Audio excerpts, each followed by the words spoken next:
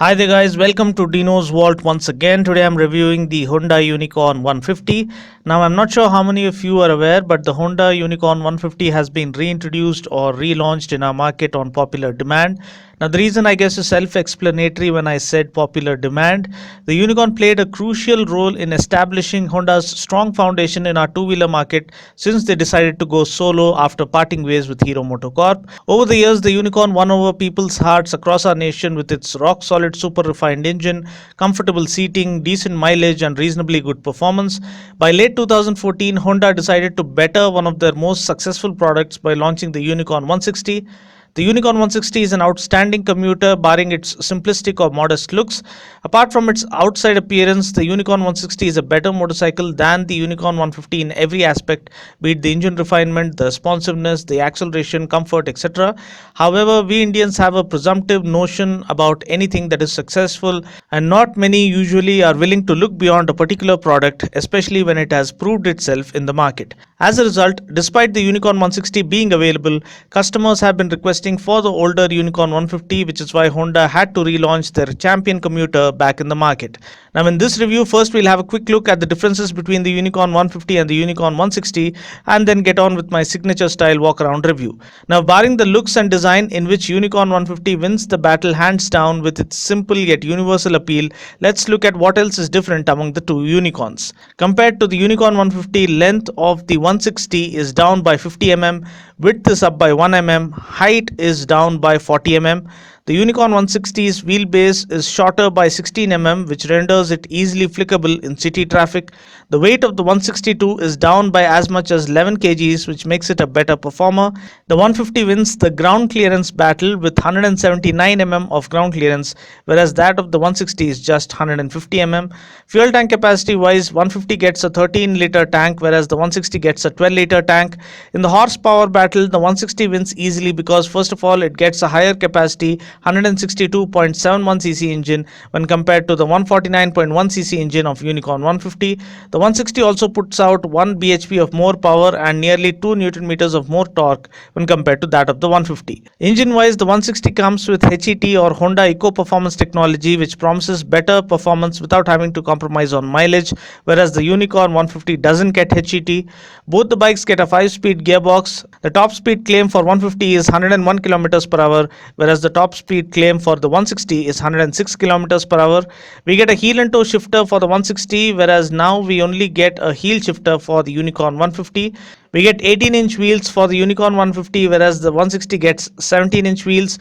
Also, we get tubeless tires for 160, whereas the 150 gets tube tires. We get Honda's combi brake system or CBS as option on the 160, whereas CBS isn't available on the 150. Now, as you can see from the above comparo, the 160 clearly emerges as a better option.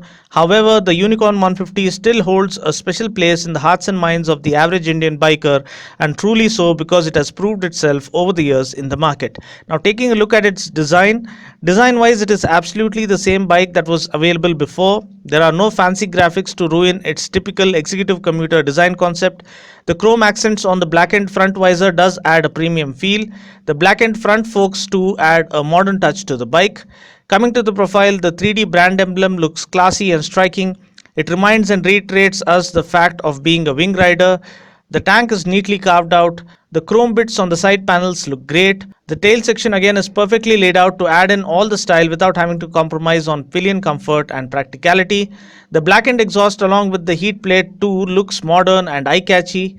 The black bits really stand out in this red color paint scheme, lending the bike the perfect appearance with a universal appeal to people of all age groups. The tail lamp too looks sharp and attractive. The seat is sensibly laid out by offering adequate room for the rider as well as the pillion. The switches are decently laid out. We do get a high beam flasher, however we still don't get an engine kill switch, which disappoints almost every loyal Honda fan even to this day. The all analog instrument cluster goes well with the overall design of the bike.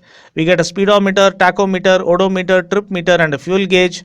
Talking about the engine specs, powering the Unicorn 150 is a 4-stroke single-cylinder air-cooled 149.1cc engine that puts out a max power of 13.14 bhp at 8,500 rpm and 12.84 Newton meters of torque at 5,500 rpm.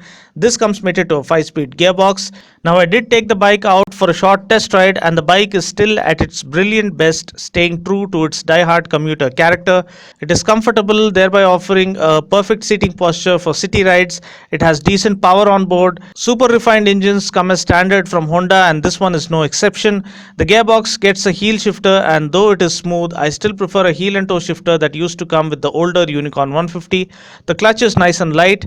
When it comes to acceleration and pickup, the bike is decent enough, but it cannot match the performance of the Unicorn 160, which would surprise anyone who would ride it for the first time with its nimble and swift nature. However, the Unicorn 150 still comes across as a safe and reliable option if you are looking for a plain Jane 150cc commuter. Talking about the brakes, we get a 240mm disc up front and a 130mm drum brake at the back. We don't get CBS or combi brake system option that is available on the Unicorn 160. Braking as it is decent enough for a commuter. Talking about the suspension, we get telescopic forks up front and a spring-loaded hydraulic type rear monoshock. The monoshock can be adjusted for harder or softer settings depending on your personal preference. Talking about the wheels and tires, we get 18-inch wheels with tube tires. I really wish they offer tubeless tires at least in the near future. Ground clearance is 179mm, which I guess is more than sufficient for our Indian road conditions. Fuel tank capacity is 13 liters. Seat height is 780mm, which I guess is decent enough for shorter riders too.